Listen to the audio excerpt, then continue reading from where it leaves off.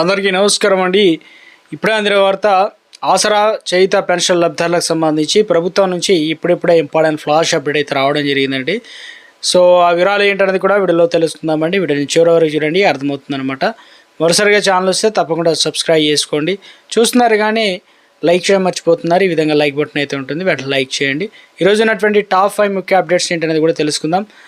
తేదీ తీసుకున్నట్లయితే మే 6వ తారీఖు అండి మొట్టమొదటి అప్డేట్ అయితే రావడం అయితే జరిగిందనమాట. సో మొత్తానికి రేషన్ కార్డ్ ఎవరికైతే ఉందో వారందరికీ ప్రభుత్వం నుంచి గుడ్ న్యూస్ అనమాట. ఇవన్నీ కూడా అదనంగా అయితే గుడ్ న్యూస్ అనమాట. సరుకులు అయితే ఇవ్వడం జరుగుతుంది అంటున్నారు. సో ఎలాంటి సరుకులు ఏంటనేది తెలుసుకుందాం.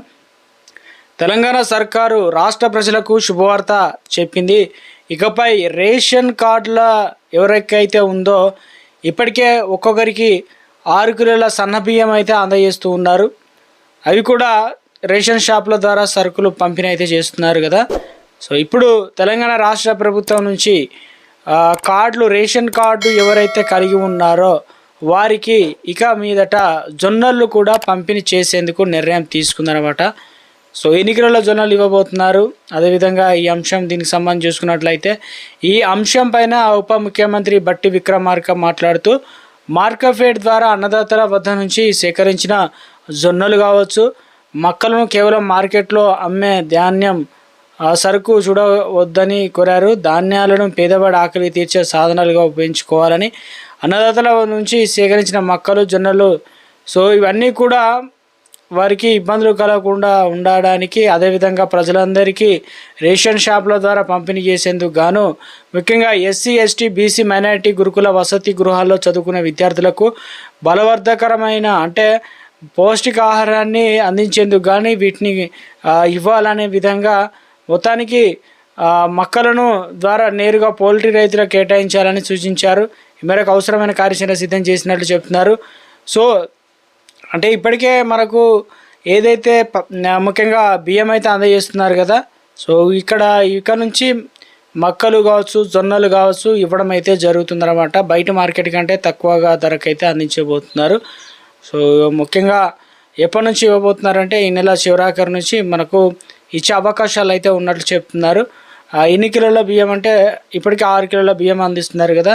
సో ఈ లెక్కన చూసుకున్నట్లయితే 2 నుంచి 3 లేదంటే 4 అంటే కిలోల వరకు ఇలా బయట మార్కెట్ కంటే తక్కువ ధరకు ఇచ్చే అవకాశాలు అయితే ఉంది. దీనిపైన ప్రభుత్వం ఇప్పటికే కార్యాచరణ సిద్ధం చేస్తుంది. విధి విధానాలు అన్నీ కూడా ఏ చిన్న అప్డేట్ వచ్చినా మీకు వెంటనే వీడియో రూపంలో అందించే ప్రయత్నం కూడా చేస్తానండి. దీనిపైన మరింత స్పష్టత అయితే రావాల్సి అయితే ఉందన్నమాట. సో ఒక అప్డేట్ అయితే ఇచ్చారు. సో మరొక అప్డేట్ చూసుకున్నట్లయితే ఆపదలో ఉన్న వారికి తక్షణ ఆర్థిక సాయం కల్పించేందుకు ముఖ్యమంత్రి సహాయ నిధి అనేది ఉంటుందన్నమాట. దీన్నే CMRF పథకం అని కూడా అంటారు. ఇక నుంచి తెలంగాణ ప్రభుత్వం కొన్ని కఠినమైన మార్పులు చేసింది. ఇందులో ఇప్పటి వరకు చోటు చేసుకున్న అవకతవకలు, కొన్ని రాజకీయ సిఫారసుల నేపథ్యంలో దుర్వినియోగం అరికట్టేందుకు గాను ఈ వ్యవస్థను తీసుకొచ్చిందని చెప్తున్నారు.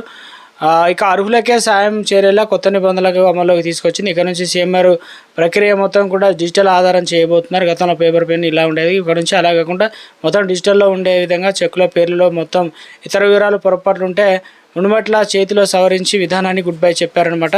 ఆన్లైన్లోనే ఉంటుందన్నమాట, సవరణ చేయాల్సి అయితే ఉంటుంది. ఆలస్యాలు తగ్గడంతో పాటు మధ్యవర్తుల జోక్యం తగ్గుతుందని చెప్తున్నారు. సిఫారసుల వ్యవస్థ కానీ ఇవన్నీ కూడా కొత్త విధానం, కొత్త మార్పులు అనేది చేయడం జరిగిందంటున్నారు. చిన్నపాటి తప్పిదాలే సాయం ఆలస్యానికి కారణమవుతున్నాయి కాబట్టి ప్రభుత్వం గుర్తించింది. ముఖ్యంగా బ్యాంక్ ఖాతా కావచ్చు, ఆధార్, మొబైల్ నెంబరు, ఆదాయ ధృవీకరణ వంటి వివరాలు పొరపాట్లు ఉంటే దరఖాస్తు పెండింగ్లో ఉన్నట్లు చూపెడుతున్నాయి కాబట్టి అన్ని వివరాలను పూర్తి స్థాయిలో ఖచ్చితంగా ఇవ్వాలని స్పష్టం చేసింది.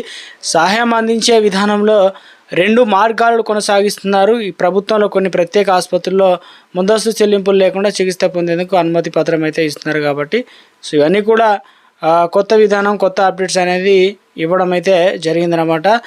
సో ఇక ఇందులో CMR దరఖాస్తు చేసుకునేవారు ఆధార్, రేషన్ కార్డు, ఆసుపత్రి bill, discharge summary, bank pass పుస్తకం, ఆదాయ ధృవీకరణ పత్రం, ప్రజాప్రతినిధుల సిఫారసు లేఖల వంటి పత్రాలు సమర్పించాల్సి అయితే ఉంటుందన్నమాట.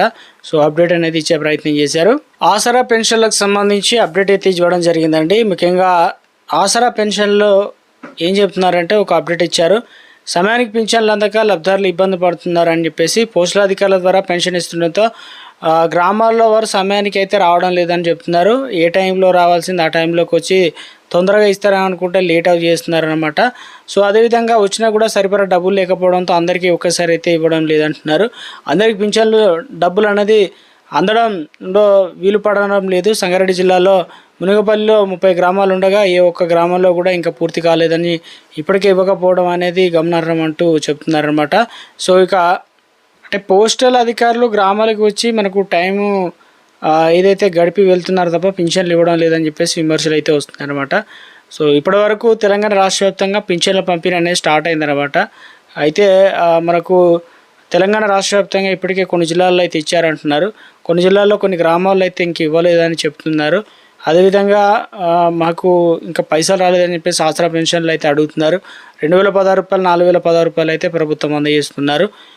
ఇక ఏదైతే ముఖ్యంగా అయితే గ్రామాల్లో సమాచారం ఇవ్వకుండా లబ్ధిదారులకు లేని సమయంలో అధికారులు వచ్చి పింఛన్లు పంచుతున్నారని చెప్పేసి కూడా ఆసరా పెన్షన్లు చెప్తున్నారనమాట.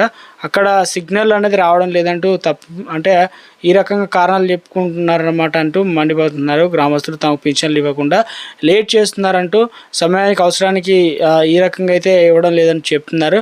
అయితే ప్రభుత్వం అందించిన పెన్షన్ 2016 రూపాయలు అదేవిధంగా పూర్తి స్థాయిలో ఇవ్వకపోవడం అధికారుల నిర్లక్ష్యం వహిస్తున్నారు చెప్తున్నారు. ఎందుకంటే చిల్లర లేదని చెప్పేసి 16 రూపాయలు అలాగే ఉండిపోతుందని చెప్పేసి ఎగ్గొడుతున్నారని చెప్తున్నారు. సో ఇక పింఛన్ల పంపిణీ ఇంత నిర్లక్ష్యం వహిస్తున్నప్పటికీ ఉన్నతాధికారులు పట్టించుకోవడం లేదని చెప్పేసి చెప్తున్నారనమాట. సో మొత్తానికి తెలంగాణ రాష్ట్ర వ్యాప్తంగా పింఛన్ల పంపిణీ అనేది స్టార్ట్ కావడం అయితే జరిగిందండి. మీ జిల్లాకు ఒకవేళ మీరు ఏ జిల్లా ఏంటనేది కామెంట్ సెక్షన్లో కామెంట్ చేయండి.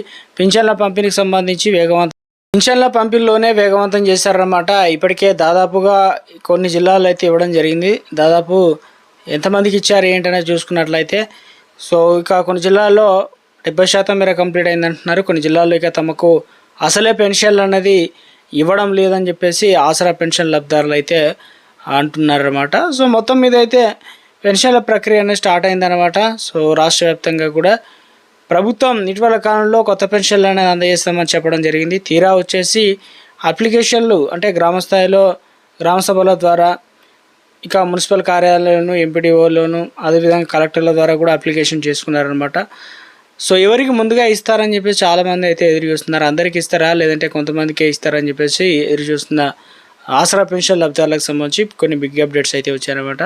సో ఈసారి తెలంగాణ రాష్ట్ర వ్యాప్తంగా ఈ మే నెల మాసం మొత్తం కూడా వెరిఫికేషన్లో భాగంగా క్షేత్రస్థాయిలో అధికారులు ఇంటింటికి వచ్చి ఎవరు దరఖాస్తు చేసుకున్నారు, ఎవరు ఎలిజిబిలిటీ ఉన్నారు, ఆధార్ కార్డు ఉందా, రేషన్ కార్డు ఉందా, ఇక బ్యాంక్ అకౌంట్ ఇచ్చారా, కులం ఆదాయ ధృవీకరణ పత్రాలు ఇచ్చారా, సో అన్ని రకాల కోణాల్లో 360 డిగ్రీస్లో వెరిఫికేషన్ అయితే చేస్తారట.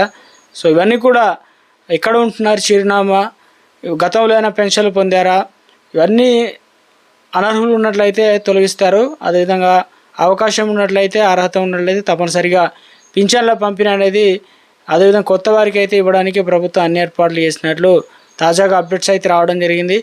ఇక కొంతమందికి తమకు పెన్షన్లు ఇక రాలేదేమైనా కట్టాయని చెప్పి చాలామంది అయితే అంటున్నారు. అలా ఏముండదు.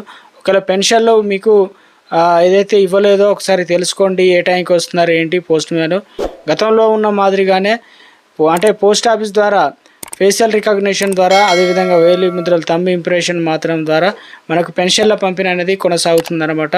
సో ఇది ప్రస్తుతం ఆసరా పెన్షన్ లబ్ధిదారులకు సంబంధించి కొన్ని ముఖ్యమైన తాజా సమాచారం అన్నమాట.